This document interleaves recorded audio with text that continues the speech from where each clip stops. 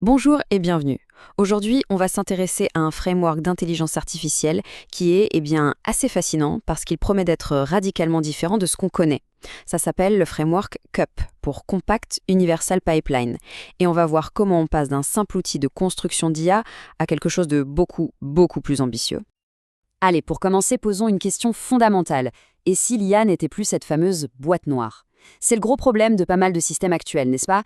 On a une réponse qui sort, mais comment la machine y est parvenue? Bien souvent, c'est un mystère complet. La première partie de la réponse à ce problème, c'est SUAP, version 1.0. Il faut vraiment l'imaginer comme une sorte de cerveau modulaire. Une solution pensée avant tout pour être pratique et surtout pour qu'on puisse la comprendre. Alors, qu'est-ce que c'est?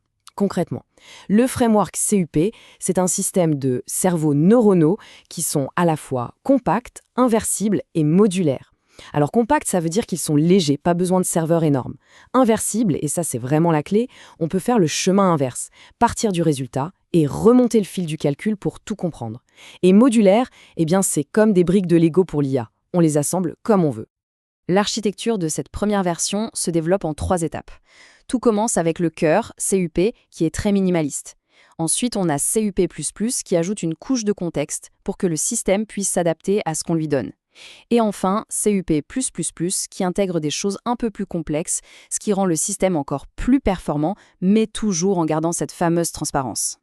Mais à quoi ça sert en pratique? Dans cette version 1.0, le framework est surtout utilisé dans la recherche, dans l'éducation. Pensez par exemple à des calculateurs neuronaux capables de faire de la logique ou des maths, ou encore à cette capacité incroyable de reconstruire les données de départ juste à partir du résultat. On peut aussi enchaîner ces cerveaux les uns après les autres, ou même les intégrer dans des agents IA plus grands. Et c'est là que tout change. On quitte l'outil pratique et compréhensible pour faire un saut immense vers une idée bien plus grande. CUP 2.0. Accrochez-vous. Les créateurs du projet décrivent cette nouvelle vision comme, je cite, « une formule universelle pour l'émergence de la vie et de la conscience ». Oui, on parle bien de la vie et de la conscience. L'ambition, là, elle change complètement d'échelle. Du coup, la question c'est, comment est-ce qu'on passe de simples briques d'IA à une formule qui prétend expliquer la vie? Pour le savoir, il faut décortiquer cette formule qui paraît si ambitieuse. Voyons ce qu'il y a dedans. La voilà, le cœur mathématique de cette vision, la formule analytique universelle de CUP 2.0. Ça peut sembler un peu intimidant, mais en réalité, chaque lettre représente un concept, une brique fondamentale qui, d'après cette théorie, serait essentielle à tous les systèmes complexes, y compris la vie elle-même. Alors, décomposons un peu. En gros, cette formule, elle repose sur 6 piliers. Le E, c'est pour l'expertise spécialisée. Le système choisit le meilleur spécialiste interne pour résoudre un problème. Le M, c'est la mémoire, la capacité à consolider les souvenirs à long terme. Le A, c'est l'attention, pour se focaliser sur l'information qui compte vraiment. Le R, c'est la rétroaction, une sorte de boucle de contrôle interne pour rester stable et logique. Ensuite, on a lambda, qui représente l'expansion intrinsèque, c'est-à-dire la capacité à grandir, à créer de nouvelles connexions. Et enfin, C, la constante d'existence, qui assure une stabilité de base, une persistance minimale.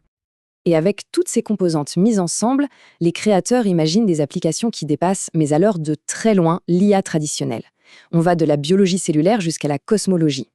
L'ambition est assez vertigineuse. Les applications possibles vont de la simulation du comportement d'une cellule vivante jusqu'à la modélisation de la matière noire et de l'énergie noire. Et entre les deux, on parle d'optimiser la médecine personnalisée ou de construire des agents complètement autonomes. L'échelle, comme on le disait, est juste cosmique. Mais revenons un instant au principe de base, ce qui rend ce projet vraiment unique. Que l'on parle de la version 1.0 ou de cette vision un peu folle de la 2.0, tout repose sur une seule et même fondation, la transparence. Et c'est ça le point crucial. La différence est radicale. D'un côté, on a l'IA traditionnelle, la fameuse boîte noire où tout est opaque.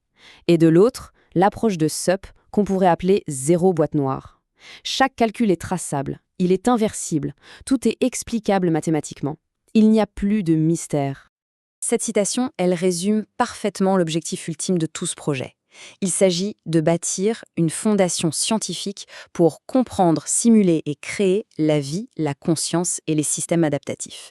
On ne cherche plus seulement à créer une IA, on cherche à décoder les mécanismes fondamentaux de l'existence elle-même. Ce qui nous amène à la question finale.